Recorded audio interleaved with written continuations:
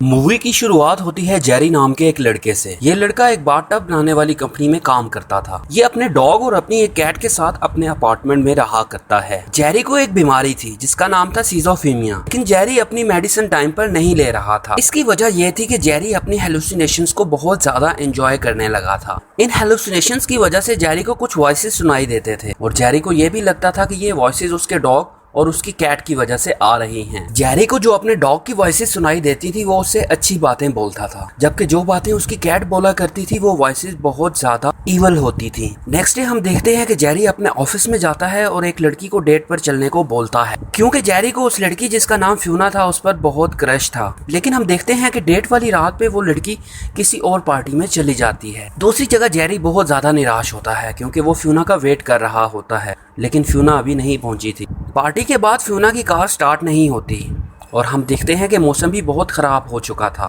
अब फ्यूना को Jerry drive करते हुए दिखाई देता है। अब हम देखते हैं कि जेरी फ्यूना को लिफ्ट दे देता है, लेकिन कुछ ही दूर जाने पर एक हिरन के साथ उनकी कार का बहुत बुरा एक्सीडेंट हो जाता है।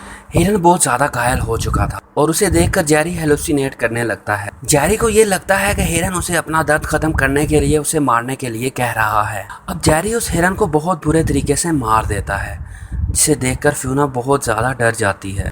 अब फ्यूना जंगल की तरफ भागने लगती है। जेरी उसका पीछा करता है, लेकिन हम देखते हैं कि गलती से जेरी फ्यूना को स्टैब कर देता है। अब जेरी फ्यूना से माफी मांगने लगता है और वो कहता है कि वो फ्यूना से बहुत ज्यादा प्यार करता है, लेकिन जेरी से फ्यूना का दर्द बर्दाश्त नहीं हो रहा था और वो चाकू से कई बार स्टैब करके फ्यूना को वहीं पर मार देता है। अब ये सब कुछ करने के बाद जब जेरी अपने घर वापस लौटता है तो उसके डॉग वास्को का वॉइस उसे बताता है कि तुम अपने आप को पुलिस के हवाले कर दो, जबकि उसकी कैट की वॉइस कहती है कि तुम फ्यूना की बॉडी को डिस्पोज कर दो। उसके बाद देखा जा सकता है कि जेरी फ्यूना की बॉडी को लेने जाता है, लेकिन वो उसकी बॉडी के कुछ पार्ट्स और उसका शूज वहीं पर छोड़ आता है। अब वो बॉडी को अपने घर ले आता है और उसे बहुत बुरे तरीके से काटने लगता है और उसे बॉक्सेस में स्टोर कर देता है। अब वो फ्यूना के सर को काटकर अपने फ्रिज में रख देता है। साथ ही साथ हम देखते हैं कि जेरी मेडिसिन ना लेने के कारण बहुत ज्यादा हेलुसिनेट करने लगा है। अब जेरी को हेलुसिनेशन दौरान ये महसूस होता है कि फ्यूना का हेड उससे बातें कर रहा है। अब फ्यूना का हेड भी जेरी से उसकी मेडिसिन लेने को कहता है। साथ ही साथ ये भी देखा जा सकता है कि जेरी उससे बहुत ज्यादा माफी मांगता है। जैसे ही जेरी अपनी मेडिसिन लेना स्टार्ट करता है तो उसे अपने अब्यूसिव फादर विजन्स आने लगते हैं।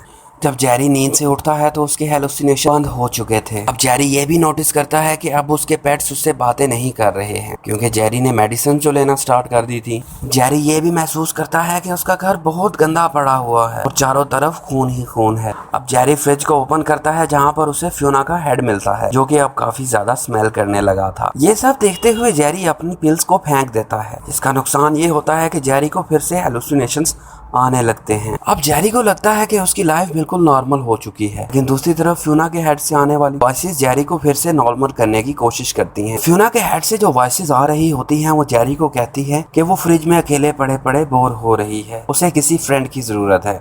अब हम देखते हैं कि जेरी की कंपनी में एक लड़की काम करती थी जिसका नाम लिसा था और लिसा जेरी को बहुत ज्यादा लाइक करती थी। अब जेरी लिसा से बहुत ज्यादा क्लोज हो जाता है और वो उसे एक डेट पर भी लेकर जाता है। अब डेट के बाद वो उसे अपने बचपन के घर में ले जाता है, जहाँ पर हम देखते हैं कि जेरी को अपने बचपन के विजन्स आना स्टार्ट हो जाते हैं। अब हमें ये दिखाया गया है कि जेरी की मॉम को भी यही बीमारी थी जो कि जेरी को है।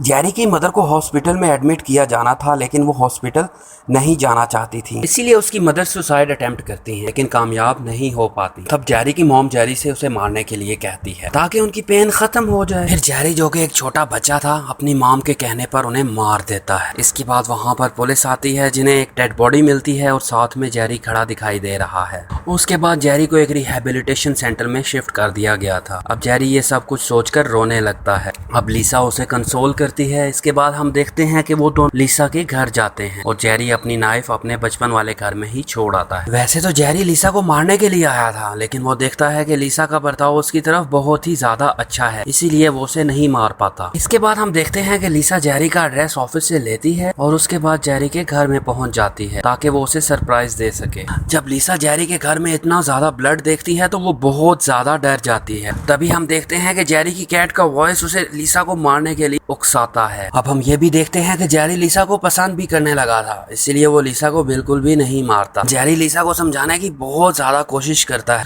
लेकिन लिसा वहाँ से भागती है और खुद को वॉशरूम में लॉक कर लेती है। जब जेरी अंदर आता है तो लिसा उस पर अटैक कर देती है। लिसा भागकर अपने रूम में छुप जाती है। जेरी उससे माफी मांगने की बहुत कोशिश करता है। पहले हम देखते हैं कि लिसा जेरी की माफी को एक्सेप्ट कर लेती है और इसके बाद वो वहाँ से भागने की कोशिश करती है, लेकिन हम देखते हैं कि जेरी लिसा को पकड़कर रूम की तरफ धकेल देता है। लिसा की गर्दन एक शेल्फ से टकराती है और वो टूट जाती है। अब लिसा बहुत ही ज्यादा पेन में होती है और फिर हम देखते हैं कि धीरे धीरे लिसा की मौत हो जाती है। अब जेरी लिसा की बॉडी को भी काट के रख देता है और लिसा के हेड को फियोना के हेड के साथ फ्रिज में रख देता है। उसके बाद हम देखते हैं कि ऑफिस में सभी लोग लिसा और फियोना को ढूंढने लगते हैं। इसीलिए जेरी के ऑफिस की एक एम्प्लॉय एलिसन जेरी के घर आ जाती है, क्योंकि लिसा ने जेरी का एड्रेस एलिसन से लिया था। लेकिन जब वो जेरी के घर आती है तो हम देखते हैं कि जेरी के हेलुसिनेशन इतने ज्यादा बढ़ गए थे कि वो तुरंत उसका भी हेड काट कर अपने फ्रिज में रख देता है। अब जेरी अपनी आदतों से खुद भी बहुत ज्यादा तंग आ गया था, इसीलिए वो अपनी डॉक्टर के पास जाता है और उसके सामने सब कुछ कन्फेस कर लेता है। अब डॉक्टर पुलिस को कॉल करने की कोशिश करती है, लेकिन हम देखते हैं कि जेरी डॉक्टर को बांध कर ले जाता है। इसके बाद हम देखते हैं कि डॉक्टर उसे काम करने की कोशिश करती है, जिससे जेरी को कुछ अच्छा फील होता है और वो नॉर्मल हो जाता है।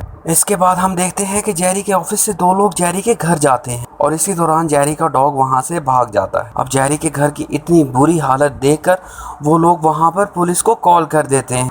कुछ देर बाद हम देखते हैं कि जेरी अपने घर आ जाता है और इस बार वो डॉक्टर को भी अपने साथ ही ले आया था। इसी बीच हम देखते हैं कि पुलिस भी वहां पर पहुंच जाती है और जेरी अपने घर की बेसमेंट में जाकर छुप जाता है। अब जेरी बहुत ही ज्यादा डर चुका था और गलती से उसका पाँव एक गैस की पाइपलाइन पर आ जाता है, जिससे कि वो अलहदा हो जाती है। उसके बाद हम देखते हैं कि पुलिस डॉक्टर को वहां से रेस्क्यू कर लेती है, लेकिन उसके बाद अपार्टमेंट में एक बहुत जोरदार धमाका होता है, जो कि गैस पाइपलाइन के फटने की वजह से हुआ था। जेरी को एहसास होता है कि वो बहुत बड़े खतरे में फंस चुका है। तभी हम देखते हैं कि जेरी अपने डॉग और अपनी कैट की वॉइसेस फिर से सुनाई देने लगती हैं। उसकी कैट का वॉइस उसे कहता है कि तुम यहाँ से भाग जाओ और छुप जाओ, जबकि उसके डॉग का वॉइस उसे कहता है कि तुम्हारी जिंदगी का अब कोई फायदा नहीं है, क्योंकि उसने लोगों के साथ बहुत ही ज्यादा बुरा किया है। अब उसे हमेशा के लिए रेस्ट करना चाहिए। अब जेरी अपने डॉग की बात मान लेता है और खुद को बचाने की बिल्कुल भी कोशिश नहीं करता। के बाद हम देखते हैं कि जेरी का दम वहीं पर घुट जाता है, जिससे जेरी की मौत हो जाती है। इसके बाद हमें एक वाइड स्क्रीन दिखाई जाती है जिसमें जेरी का डॉग और जेरी की कैट होती है और वो कन्फेस करते हैं कि उन्होंने जेरी को मिसगाइड किया है। उसके बाद हमें एक और स्क्रीन दिखाई जाती है जहां पर हम देखते हैं कि जेरी अपने पेरेंट्स के साथ होता है। फिर हमें ये भी दिखाया जाता है कि जेरी ने जिन तीनों औरतों को कत्ल किया था, जो वो जेरी के साथ खड़ी होती हैं। और इसके बाद मूवी यहीं पर एंड हो जाती है। Thank you for watching.